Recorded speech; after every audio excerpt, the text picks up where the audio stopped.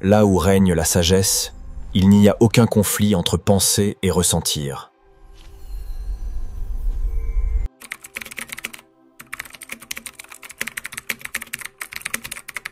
Il existe des phrases qui, à première vue, peuvent sembler innocentes, voire douces, mais derrière ce voile de tendresse apparente, elles peuvent cacher des intentions manipulatrices, un manque alarmant de responsabilité émotionnelle et une résistance profonde, presque invisible, à l'évolution personnelle. Lorsqu'une femme ne prête pas attention à ces signaux, elle risque d'entrer dans des relations qui, peu à peu, lui volent son énergie, brouillent sa clarté intérieure et la déconnectent de son pouvoir le plus sacré, son intuition.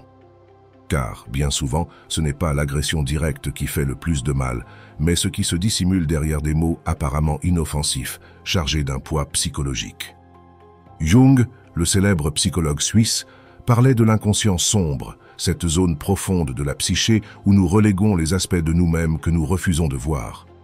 Ce que nous nions dans notre conscience, nous le projetons sur les autres, et c'est précisément dans ces projections non résolues que les schémas toxiques trouvent un terrain fertile pour prospérer. C'est pourquoi identifier certaines phrases dès le départ n'est pas seulement utile, c'est vital. Les reconnaître permet non seulement d'éviter des conflits inutiles, mais aussi de se protéger d'une dynamique émotionnellement dévastatrice. Car bien souvent, derrière une conversation qui semble banale, se cache un jeu psychologique qui peut coûter votre paix mentale, votre dignité émotionnelle et votre pouvoir personnel. Le philosophe Sénèque l'a averti avec une clarté brutale. Ce n'est pas que nous ayons peu de temps, mais que nous en gaspillons beaucoup. Et ce qui est encore plus tragique, c'est que nous le gaspillons souvent avec des personnes qui ne sont pas prêtes à nous accueillir avec la profondeur de notre amour, ni avec l'engagement que nous offrons. C'est pourquoi, aujourd'hui, je vais vous révéler 5 phrases qui, lorsqu'elles sortent de la bouche d'un homme, devraient déclencher vos alarmes. Non pas parce que vous êtes paranoïaque, mais parce que vous êtes consciente et que vous avez travaillé trop dur pour votre paix intérieure pour la confier à quelqu'un d'émotionnellement immature. Restez avec moi jusqu'à la fin, car non seulement vous allez apprendre à détecter ces phrases, mais je vais aussi vous enseigner à y répondre avec force, intelligence émotionnelle et sans perdre votre centre. Commençons. Tu dois m'accepter tel que je suis. À première vue, cette déclaration peut sembler un acte de sincérité, voire une preuve de vulnérabilité. Mais attention, lorsqu'elle est utilisée comme excuse pour perpétuer des comportements nuisibles, nous sommes face à l'un des drapeaux rouges les plus courants et dangereux dans une relation. Jung disait que la connaissance de soi est la base de toute sagesse, mais il insistait aussi sur un point plus profond. Il n'y a pas de véritable transformation sans intégration. Il ne s'agit pas seulement de se connaître, mais d'embrasser nos ombres et de travailler avec elles pour évoluer. Un homme qui se retranche derrière un « c'est moi » pour justifier ses failles émotionnelles n'est pas authentique. Il fuit le travail intérieur. Il renonce à l'engagement de grandir. Et ce renoncement, lorsqu'il se prolonge dans une relation, devient un fardeau écrasant pour celle qui est prête à évoluer. Cette phrase surgit souvent après que vous avez commencé à repérer certains schémas, manipulation émotionnelle, manque de responsabilité, comportement passif-agressif ou simplement une immaturité qui se manifeste par de petites blessures constantes. Et le plus dangereux, ce n'est pas seulement ce qu'il dit, mais la manière dont il réagit lorsque vous essayez d'en parler. Il se pose en victime, vous accuse de vouloir le changer, vous fait sentir coupable d'avoir des exigences. Mais il y a une vérité que vous devez graver dans votre âme. Accepter quelqu'un ne signifie pas normaliser l'inacceptable. La véritable authenticité ne consiste pas à rester figé, mais à avoir le courage de grandir, de se transformer, de devenir une meilleure version de soi-même chaque jour. Marc Aurèle, le sage stoïcien, l'a exprimé avec une lucidité qui reste un phare. La perfection du caractère consiste à vivre chaque jour comme si c'était le dernier, sans paresse ni hypocrisie. Une femme consciente, qui a parcouru le difficile chemin de la connaissance de soi, n'est pas faite pour tirer seule un bateau pendant que son partenaire n'a même pas l'intention de monter à bord. Accepter ce type de phrases sans les analyser, sans les questionner, c'est comme signer un contrat silencieux avec l'épuisement.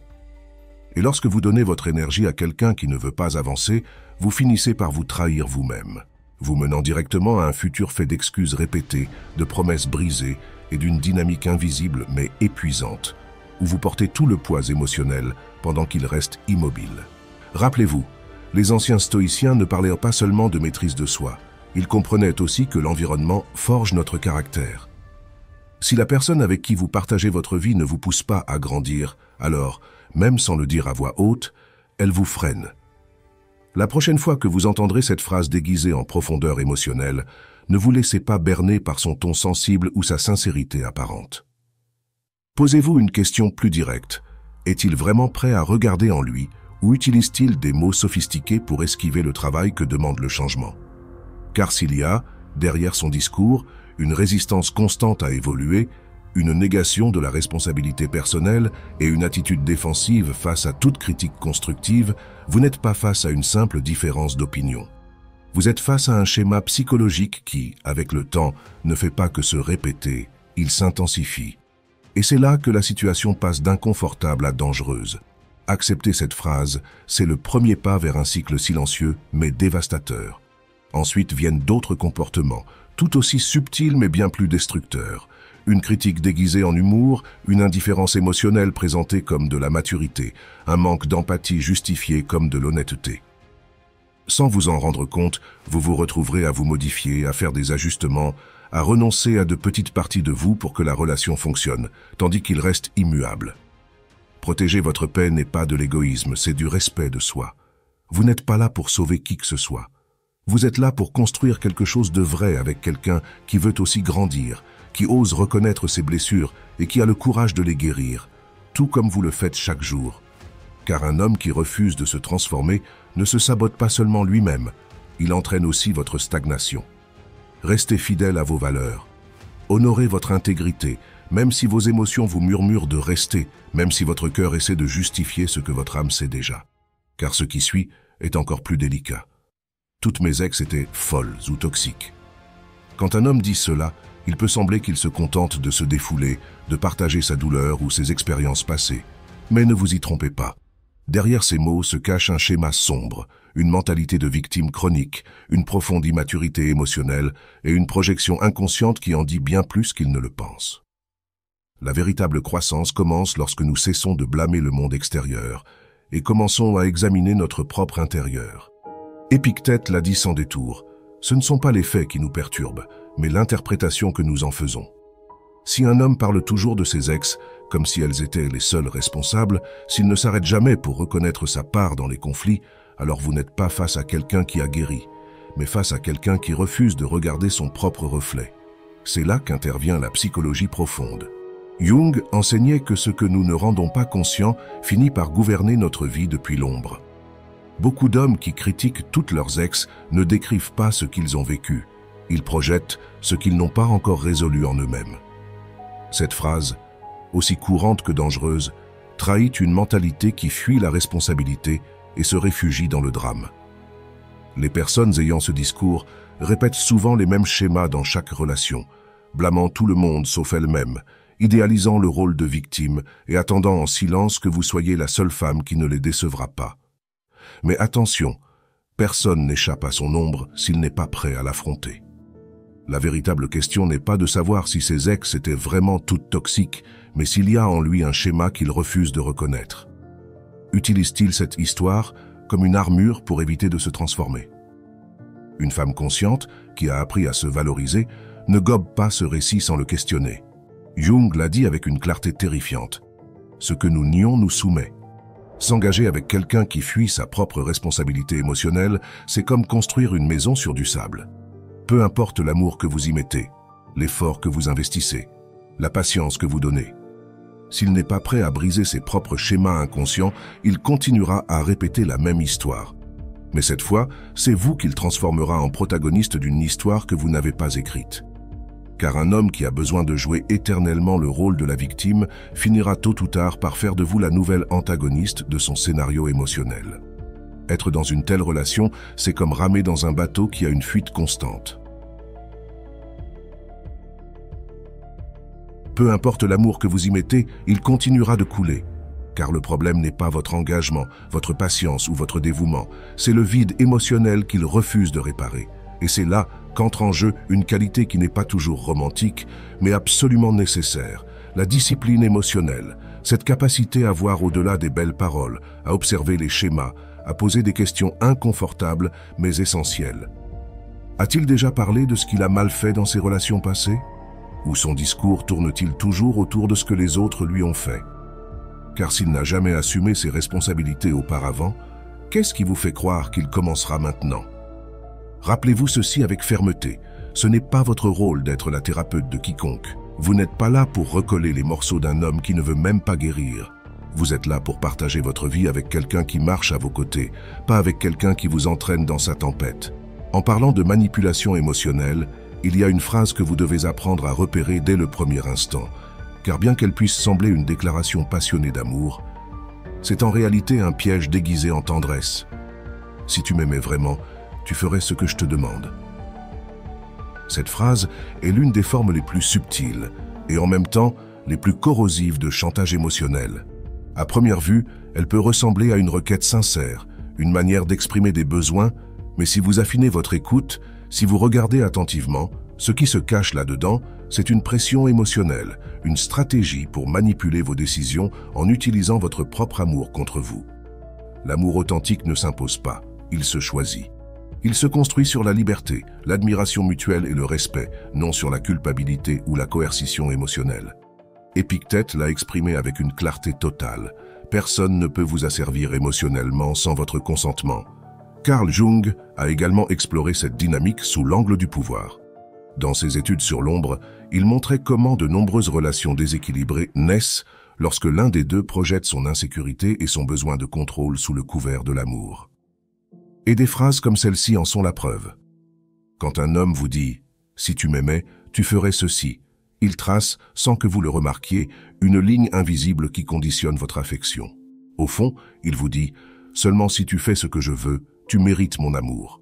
Ce n'est pas de l'amour, c'est de la manipulation émotionnelle enveloppée dans un emballage romantique. Une femme émotionnellement consciente, qui se connaît et se respecte, doit avoir la clarté nécessaire pour distinguer une demande saine d'une exigence camouflée. Car céder à ce type de phrase peut sembler, sur le moment, un geste d'amour, mais avec le temps, vous commencez à perdre des morceaux de vous-même, votre authenticité, vos limites, votre pouvoir personnel. Et le plus dangereux, c'est que plus vous cédez, plus les exigences augmentent. D'abord, c'est une preuve d'amour, puis cela devient une routine de soumission émotionnelle, jusqu'au point où vous ne savez plus si vous agissez par amour ou par peur de le perdre. Ce type de phrase ne manipule pas seulement, elles redéfinissent l'amour à partir de la culpabilité, vous apprenant sans que vous vous en rendiez compte que l'amour signifie complaire, céder, abandonner vos propres désirs pour soutenir une dynamique qui ne nourrit que l'ego de l'autre. La philosophie nous rappelle que personne ne peut nous faire sentir inférieurs sans notre consentement. Mais quand une phrase comme « tu n'es pas assez pour moi » sort de la bouche de quelqu'un qui prétend vous aimer, le coup n'est pas seulement émotionnel, il est existentiel. Car ce qu'il tente, ce n'est pas de signaler une faute, mais de semer le doute dans l'endroit le plus sacré que vous avez, votre confiance en vous. Et quand une femme commence à douter de sa propre valeur à cause de ce qu'un autre dit, elle entre dans une spirale d'auto-trahison. Carl Jung a enseigné que ce que nous n'affrontons pas en nous-mêmes finit par se manifester dans nos relations. Et souvent, l'homme qui lance cette phrase cruelle ne parle pas de vous, mais de son incapacité à se connecter, de son insatisfaction chronique face à la vie et d'un besoin insatiable de supériorité pour éviter de faire face à son propre vide. Quand quelqu'un vous dit que vous n'êtes pas assez, il projette en réalité son ombre, sa douleur non traitée, sa peur de l'amour véritable. Car l'amour vrai ne mesure pas, ne compare pas, ne remet pas en question votre essence. L'amour vrai célèbre votre présence, votre authenticité, votre force. Accepter cette phrase, c'est comme signer un contrat avec l'insécurité, c'est permettre à quelqu'un d'autre de définir votre valeur.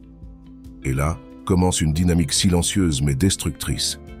Vous vous efforcez davantage, vous donnez plus, vous sacrifiez plus, cherchant à combler un vide qui n'a jamais été le vôtre. Votre paix intérieure ne dépend pas de l'approbation des autres, mais de votre alignement avec vous-même. Quand vous permettez à quelqu'un de jouer avec votre perception de votre valeur, vous lui cédez le gouvernail de votre vie. Et le plus dangereux, c'est que cette tactique arrive rarement seule. Une fois que vous doutez de votre valeur, vous devenez plus vulnérable à d'autres formes de manipulation. Vous commencez à tolérer l'intolérable, à justifier les abus émotionnels, à croire que vous devez constamment vous améliorer pour être digne d'amour. Mais une femme consciente, qui a traversé son propre désert émotionnel, sait que l'amour véritable ne fait pas mal, que celui qui vous mérite n'a pas besoin de vous diminuer pour se sentir grand. Personne qui vous aime vraiment ne vous fera sentir insuffisante, car l'amour authentique ne naît pas du jugement, mais de l'acceptation. Il ne cherche pas à vous modeler, mais à vous accompagner. Il n'exige pas la perfection, il célèbre votre humanité. Ainsi, si vous entendez un jour cette phrase, souvenez-vous, il ne s'agit pas de vous, il s'agit de lui, de son ombre, de son manque de maturité émotionnelle, de sa peur de s'engager avec quelqu'un de réel, et non avec une fantaisie idéalisée qui ne se trompe jamais. La réponse n'est pas de vous changer, mais de vous éloigner de celui qui ne sait pas vous voir. Car votre valeur ne dépend pas de son incapacité à la reconnaître, mais de votre capacité à la voir vous-même. Parce qu'une femme qui se connaît, se respecte et s'honore ne peut être ébranlée par aucune parole. L'âme libre ne se soumet pas au jugement des autres, ni ne cherche de validation en dehors d'elle-même. Si un homme a besoin de vous rabaisser pour se sentir important, ce qu'il montre n'est pas du pouvoir, mais de la fragilité. Il révèle un vide qu'il tente de cacher par des critiques, une insécurité déguisée en exigence. Et c'est là que la conscience devient votre bouclier. Une femme consciente ne répond pas à la manipulation par plus de dévouement, ni au mépris par plus d'efforts.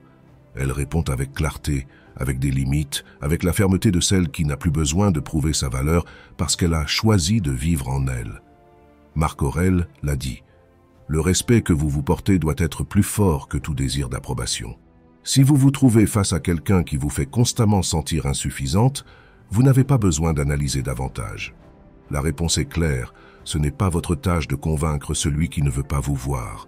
Car l'amour véritable ne se gagne pas, il se partage. Il ne demande pas de preuves constantes, il se construit avec présence, soutien mutuel et liberté émotionnelle. Et quand quelqu'un transforme l'amour en une compétition contre vos propres insécurités, il n'aime pas, il contrôle. Carl Jung nous a avertis, ce que nous ne rendons pas conscient devient notre destin.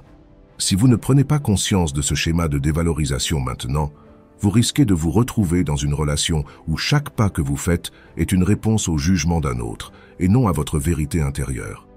L'erreur la plus grave n'est pas d'entendre cette phrase, mais de rester après l'avoir entendue, en croyant que vous pouvez encore changer sa perception.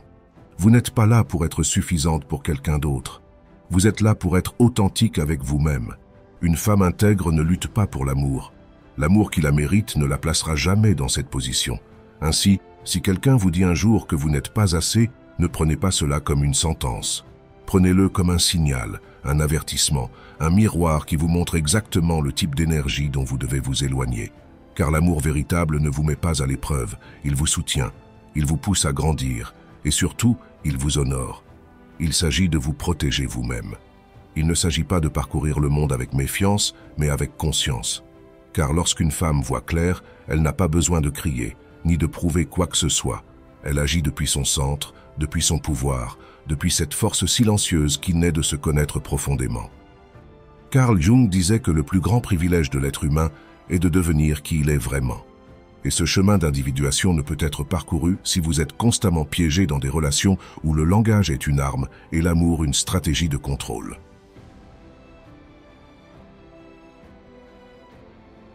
Rappelez-vous, chacune de ces phrases, bien qu'apparemment innocentes, porte la marque d'une intention cachée. Certaines naissent de blessures non guéries, d'autres d'un ego surdimensionné, d'autres encore de la peur de perdre le contrôle, mais toutes, sans exception, ont un effet. Déformer votre vérité, brouiller votre jugement, vous déconnecter de vous-même. C'est pourquoi l'objectif de cette vidéo n'est pas seulement de vous alerter, mais de vous donner du pouvoir.